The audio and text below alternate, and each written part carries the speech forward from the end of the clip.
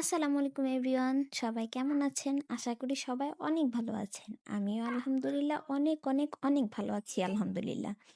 এই তো মেয়ের আবদার পূরণের জন্য আমি আর তার বাবা তাকে নিয়ে রাতে যশোর শহর ঘুরতে বের হলাম। যশোর শহরের মোটামুটি অনেক জায়গা ঘুরে এসে এখন চলে যাব তার পছন্দের প্রিয় ছোট ফুচকা খেতে।